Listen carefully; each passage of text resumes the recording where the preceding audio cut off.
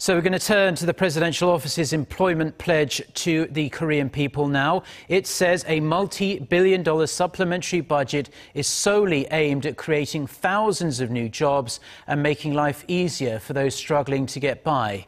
President Moon Jae-in says he will personally ensure every penny of the budget is spent on getting people back to work. Yoo Joon-hee reports.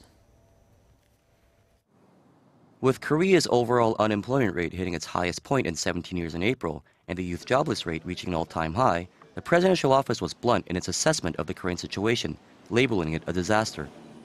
It emphasized on Sunday that the administration's push for an extra budget will provide momentum to revitalize the sluggish job market.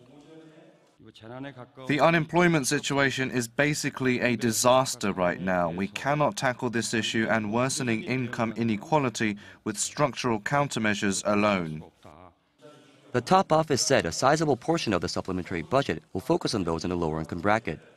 It will aim to boost the number of jobs in the health and child care services sector and provide jobs for senior citizens. Funds will also go towards the creation of 12,000 public sector jobs, including extra firefighters and police officers. We believe the extra budget is an effective and a timely measure to solve the dwindling income of our most vulnerable social groups.